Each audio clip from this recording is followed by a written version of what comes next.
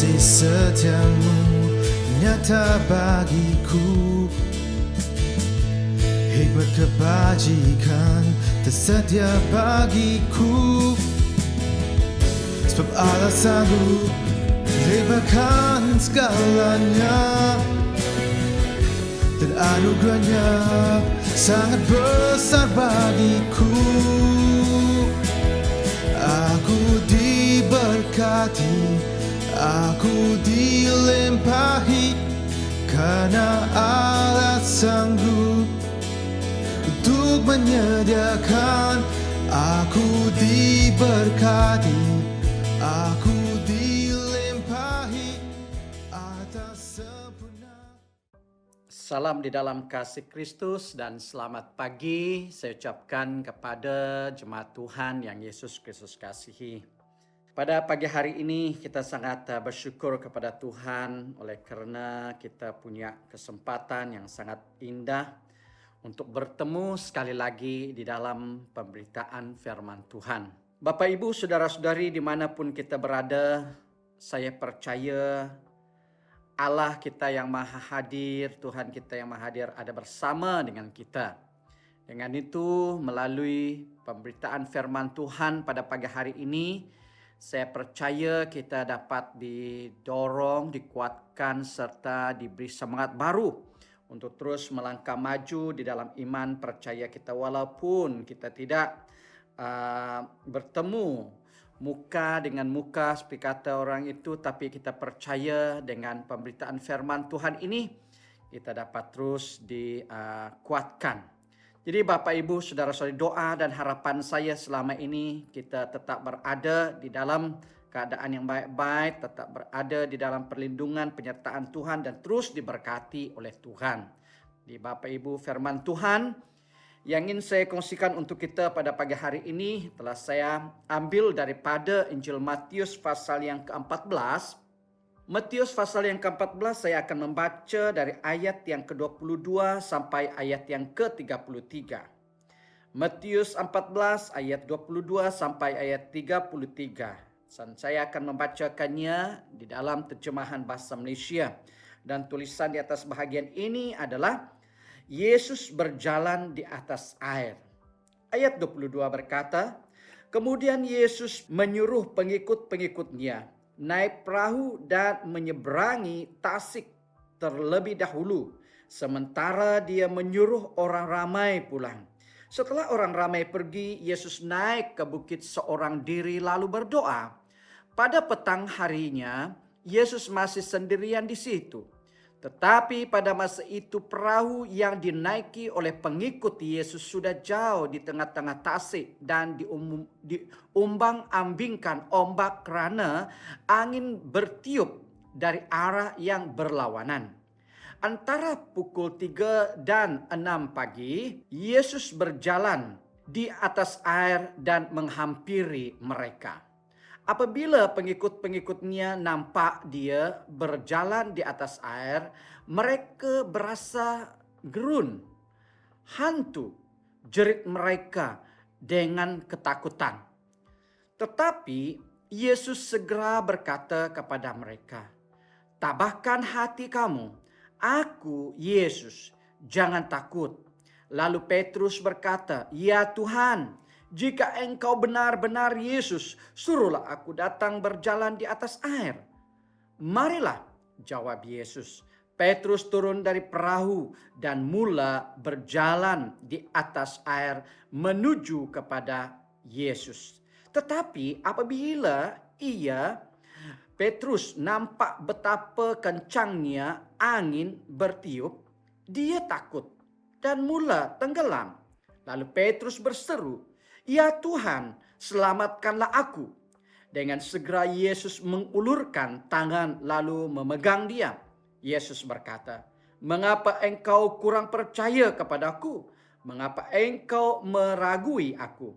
Lalu kedua-dua mereka menaiki perahu dan angin pun teduh. Kemudian pengikut Yesus yang di perahu sujud menyembah Yesus sambil berkata, sungguh-sungguhnya engkau anak Allah.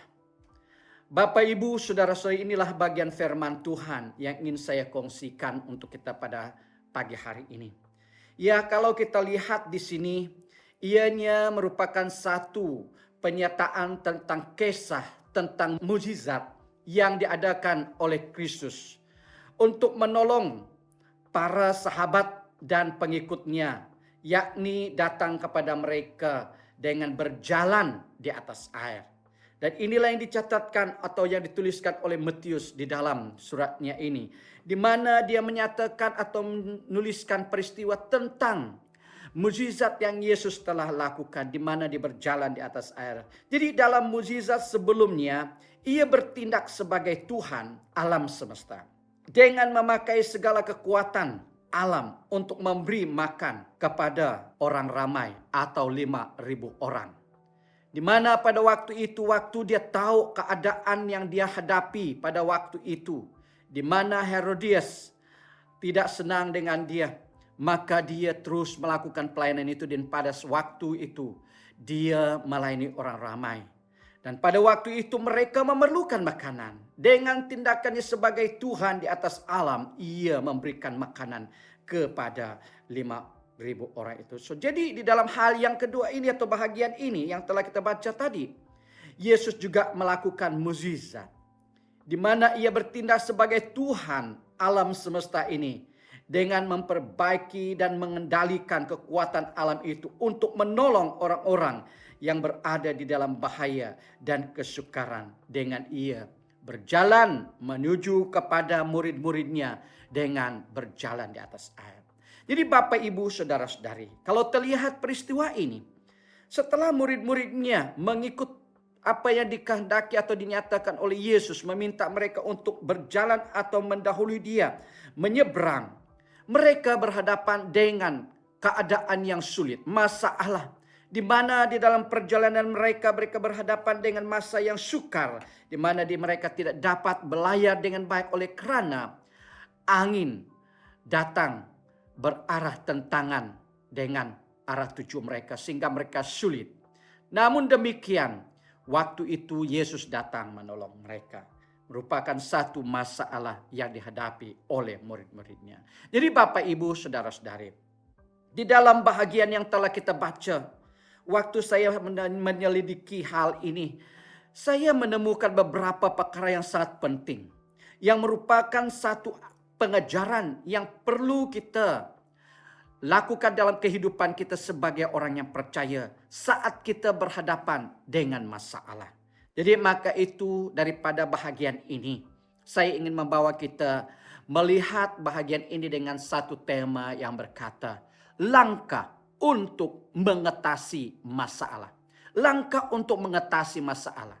Berbicara tentang langkah ini, pasti yang kita mengerti adalah satu tindakan tepat di dalam hal kita meresponi masalah yang kita hadapi.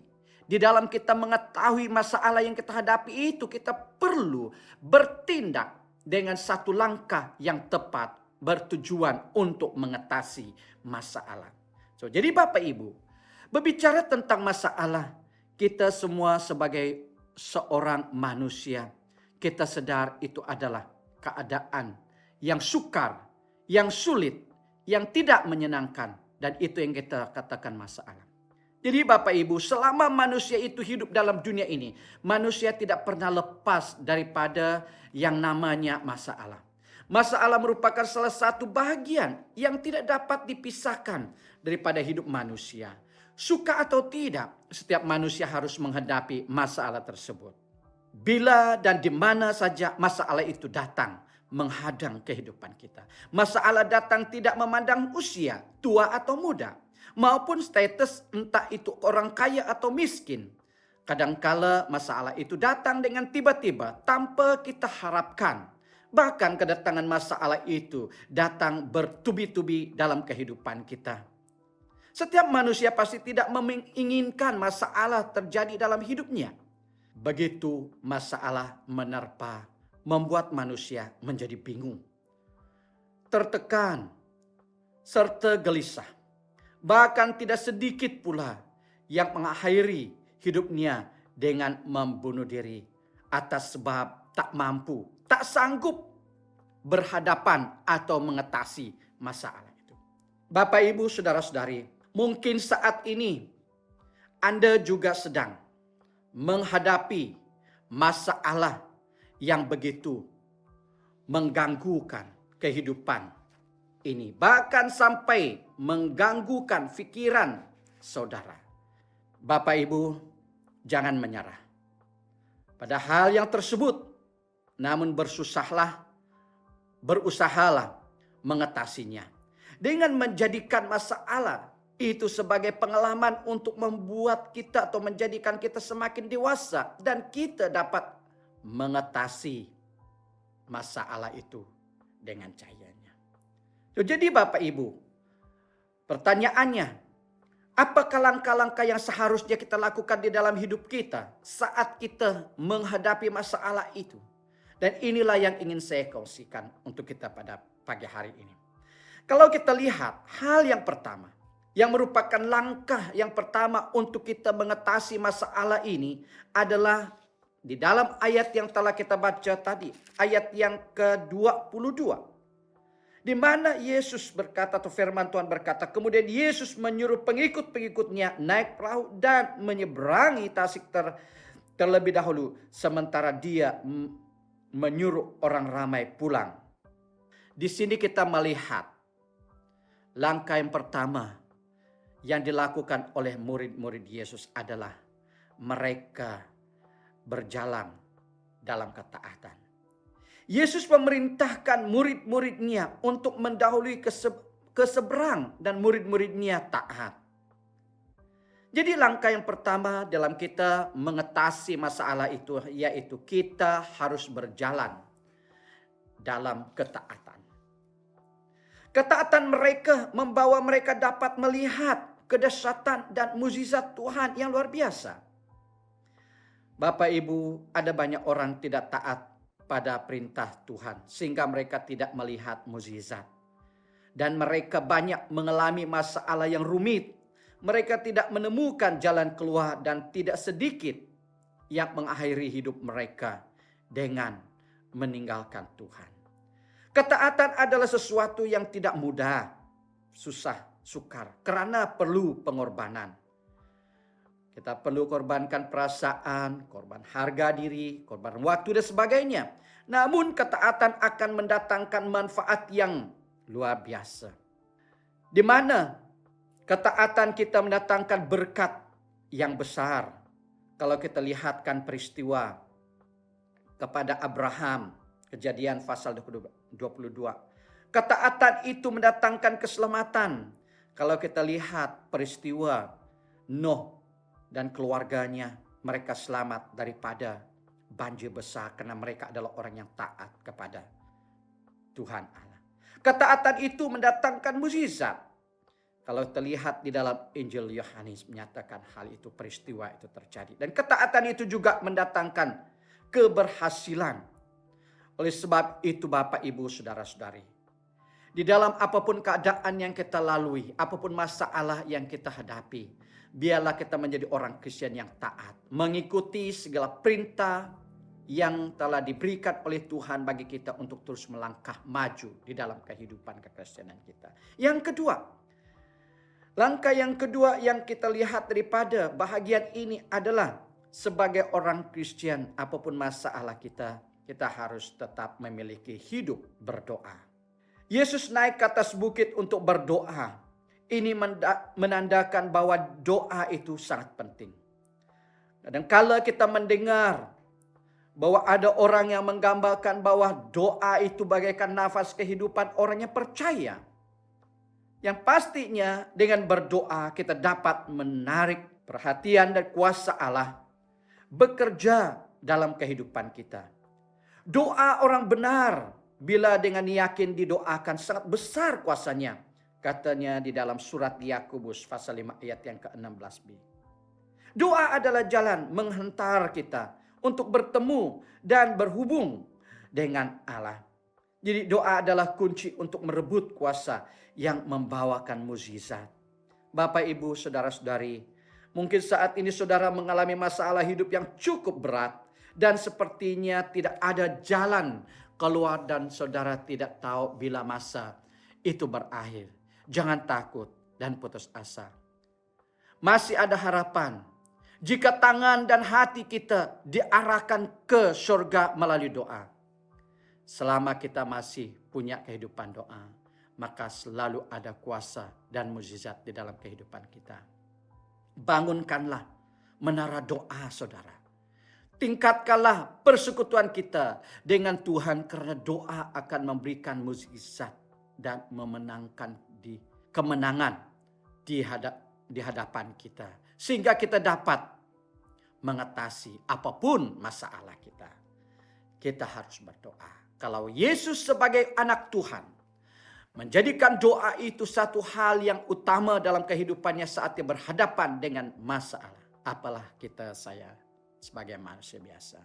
Biarlah kita tetap menjadikan doa itu hidup kita saat kita berhadapan dengan masalah.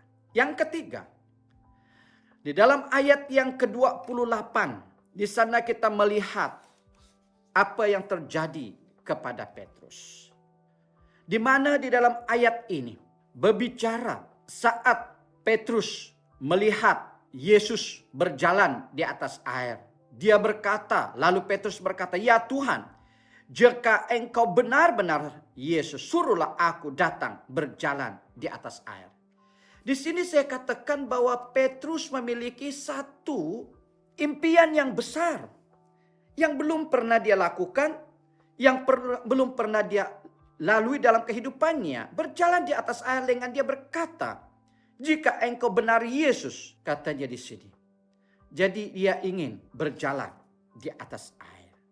"Suruhlah aku datang berjalan di atas air." Bapak, Ibu, saudara-saudari, perkara atau langkah yang ketiga yang harus terlaku dalam hidup kita saat kita berhadapan dengan masalah yang memampukan kita untuk mengatasinya, kita harus memiliki impian yang besar. Ketika Petrus melihat Yesus berjalan di atas air, Petrus punya impian yang besar. Dia ingin berjalan di atas air seperti Yesus. Bapak, Ibu, saudara-saudari, jangan pernah saudara memimpikan hal-hal yang kecil. Karena jika impian saudara itu kecil, maka kita menjadi lemah semangat. Jadi satu langkah yang harus kita lakukan untuk membangkitkan semangat kita. Untuk menghadapi, menyelesaikan masalah hidup ini. Biarlah kita memiliki impian yang besar dalam hidup kita. Dengan meyakinkan Tuhan bersama dengan kita. Maka kita dapat berhadapan dengan masalah kita. Kekuatan impian itu memperolehkan hal-hal yang terbaik di dalam kehidupan ini. Setiap kita harus memiliki impian dan tujuan hidup yang jelas. Jadi Bapak Ibu, saya percaya di dalam kita melangkah di dalam hidup kita untuk maju dalam kehidupan kita, pasti ada masalah. Tetapi biarlah kita terus melangkah dengan melihat impian kita yang besar itu. Apalagi bagi kita sebagai orang Kristen, impian yang terbesar bagi kita itu adalah menuju kepada tanah perjanjian, yaitu surga, tempat yang kekal bagi umat-umatnya. Petrus memiliki impian yang besar. Demikian juga kita sebagai umatnya. Yang keempat, di dalam ayat yang ke-29, merupakan satu tindakan yang tepat yang dilakukan oleh Petrus juga. Di mana dia berkata, Yesus berkata, "Mari." Jawab Yesus. Petrus turun dari perahu dan mula berjalan di atas air menuju kepada Yesus. Di sini saya katakan di dalam Petrus menerima ajakan Yesus itu, dia bertindak dengan iman. Tak ada keraguan. Dia punya harapan yang pasti bahwa dia mampu berjalan di atas air seperti Yesus. Bapak, Ibu, saudara-saudari, bagaimana cara paling awal untuk mewujudkan impian? Caranya kita harus bangun dahulu dari tidur kita. Jika hanya tidur maka mimpi itu hanya sekedar impian. Tak akan pernah terwujud pada kehidupan nyata. Petrus tidak hanya bermimpi, tetapi dia bertindak dengan iman berjalan di atas air. Ini menunjukkan bagi kita, apapun masalah kita, jangan kita menyerah. Marilah kita bertindak dengan melangkah dengan iman. Dengan keyakinan Tuhan bersama dengan kita, memampukan kita untuk melewati masalah itu. Mimpi tanpa tindakan sama dengan pepatah yang mengatakan bagaikan si bungku merindukan bulan. Bapak, Ibu, saudara-saudari, sekalipun masalah itu kelihatannya besar, tapi jangan menyerah. Bertindaklah dengan iman, dengan yakin kita dapat menghadapi segalanya.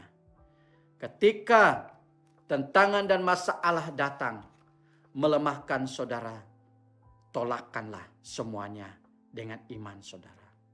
Orang yang bertindak dengan iman pasti akan memperoleh kemenangan dan dapat mengatasi segala masalah.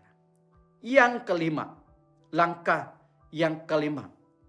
Daripada ayat yang ketiga, satu perkara yang sangat indah yang dilakukan oleh Petrus. Di mana saat dia berjalan di atas air itu, apabila Petrus nampak betapa kencangnya angin bertiup, dia takut dan mula tenggelam. Ayat yang ke-30b ini berkata, lalu Petrus berseru, "Ya Tuhan, selamatkanlah aku." Di sini saya katakan langkah yang kelima yang memampukan seseorang itu mengatasi masalah hidupnya itu adalah dia memohon pertolongan daripada Tuhan.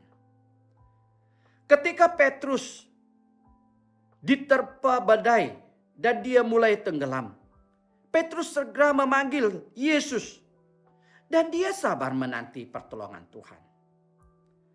Bapak, Ibu, kadangkala masalah ingin menenggelamkan kita, sehingga banyak orang tidak dapat bertahan menghadapi hidup ini. Mereka putus asa, mereka tertekan, hidup dalam ketakutan, dan ada pula yang menelankan atau mengambilkan obat yang berlebihan dan sebagainya.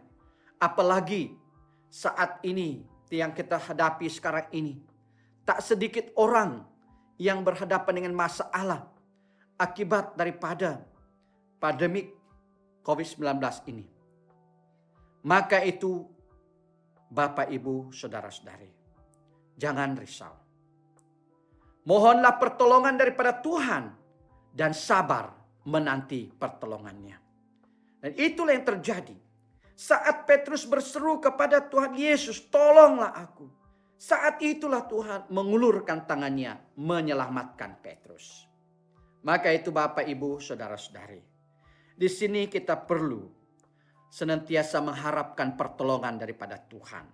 Dengan apapun keadaan, masalah, pergumulan yang kita hadapi. Itu adalah langkah yang kelima. Yang keenam, lalu terlihat di dalam ayat yang ke-31 ini. Berkata dengan segera Yesus mengulurkan tangan lalu memegang dia. Yesus berkata, "Mengapa engkau kurang percaya kepadaku? Mengapa engkau meragui aku?" Saya katakan di sini, apapun masalah yang kita hadapi, biarlah kita tetap berfokus pada Yesus. Saat Petrus mula tenggelam, dia tidak menoleh melihat perahunya. Dia tidak menoleh dan memohon bantuan daripada kawan-kawannya. Tetapi dia memandang kepada Yesus dan berkata, "Selamatkanlah aku." Jika kita berfokus pada Yesus, maka dia segera mengulurkan tangannya untuk memegangkan hidup kita dan meredahkan setiap badai kehidupan. Masalah terbesar gereja saat ini adalah masalah kebimbangan. Perkara ini sering tidak disedari orang percaya. Di satu pihak mereka percaya Tuhan Dan baginya tidak ada yang mustahil, tetapi pihak lain ketika dalam kesukaran hidup, mereka mulai dikuasai kebimbangan yang luar biasa. Sehingga Tuhan tidak menjadi apa-apa bagi mereka lagi. Jika mereka tidak cepat sadar dan bertobat serta berpaling pada Tuhan, akan memungkinkan hidup mereka akan semakin menderita. Demikianlah kita sebagai umat-umat Tuhan. Biarlah kita tetap berfokus pada Tuhan Yesus, maka saudara akan dapat berjalan mengatasi masalah yang kita hadapi. Yesus sudah mengalahkan seluruh penderitaan kita di kayu salib, dan maut pun Dia kalahkan. Dia bangkit pada hari yang ketiga dan Dia berkata, "Hai maut, di manakah sangatmu?" Tetaplah berfokus kepada Yesus, karena Dia adalah Allah yang selalu setia menolong kita. Yang terakhir merupakan langkah yang harus kita lakukan dalam kehidupan kita saat kita berhadapan dengan masalah, yaitu setia menyembah Tuhan. Dalam ayat yang ke-32 32 dan 33 itu berkata, "Lalu kedua-dua mereka menaiki perahu dan angin pun teduh.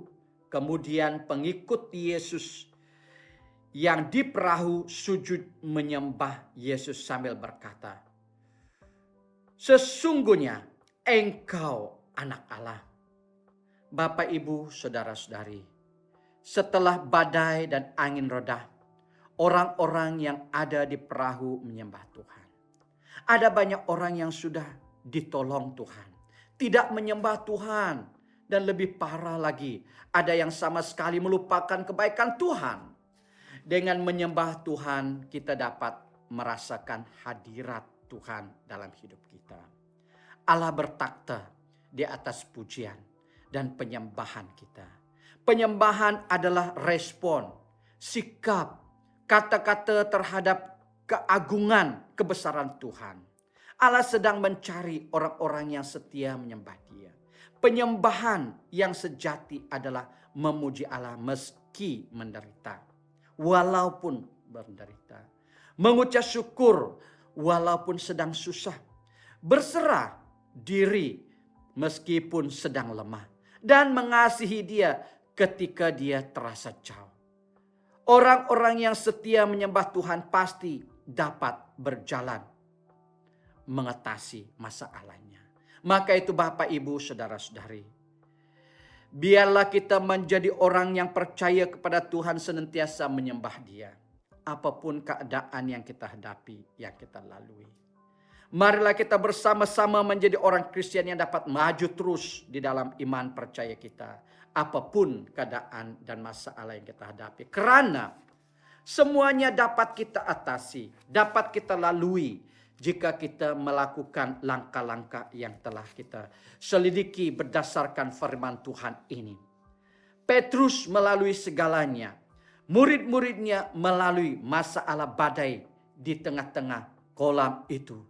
Mereka dapat melaluinya karena mereka melangkah dengan benar. Apapun masalah hidup kita, biarlah kita melakukan tindakan yang tepat sesuai dengan perintah firman Tuhan pada pagi hari ini. Marilah kita tetap hidup berjalan dalam ketaatan. Biarlah kita terus memiliki hidup doa kita. Biarlah kita tetap memiliki impian yang besar. Bertindaklah dengan iman. Jangan takut, jangan khawatir. Biarlah kita tetap menantikan pertolongan Tuhan. Memandang atau berfokus kepada Tuhan. Dan setia menyembah Tuhan di dalam kehidupan kita. Sekian firman Tuhan ingin saya kongsikan untuk kita pada pagi hari ini. Tuhan memberkati.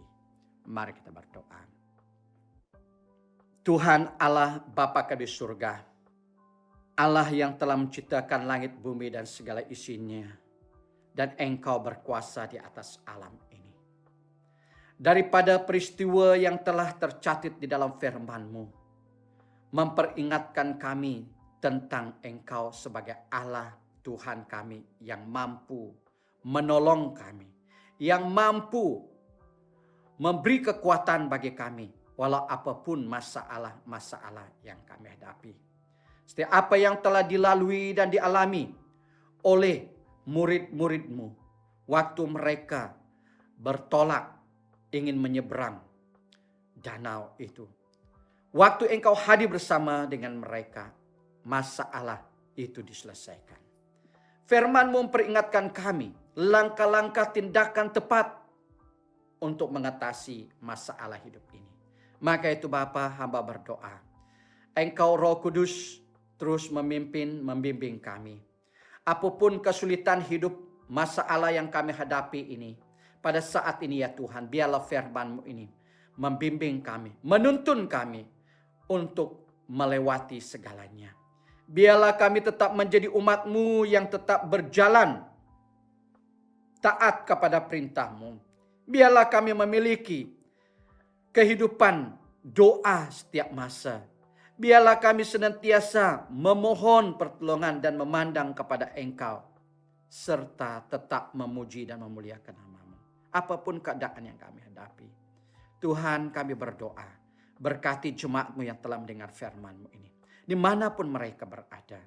Tuhan, hamba berdoa dalam nama Yesus, biarlah Engkau memberkati jemaat-Mu yang tak dapat datang ke gereja, oleh karena mereka berada di dalam keadaan kurang sehat atau sakit. Biarlah Engkau menyembuhkan mereka. Yang punya beban masalah pergumulan hidup, firman-Mu menyatakan jalan keluar bagi mereka. Tuhan Yesus, hamba berdoa, berkati jemaat-Mu di dalam kehidupan mereka, di masa-masa yang akan datang ini. Apapun usaha mereka, apapun pekerjaan mereka, penyagaan mereka, bahkan kebun ladang mereka, Tuhan Engkau berkati, supaya mereka tetap berada di dalam berkat pertolongan Tuhan. Tuhan Yesus, sekali lagi hamba berdoa bagi jemaat-Mu.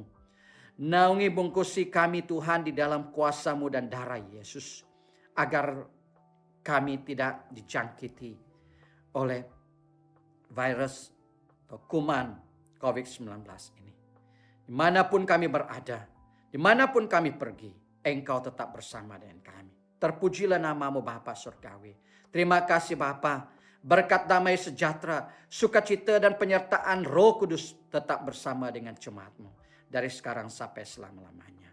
Inilah doa hamba-Mu dalam nama Yesus Kristus kami berdoa atas ini. Amin. Sekian, Tuhan memberkati.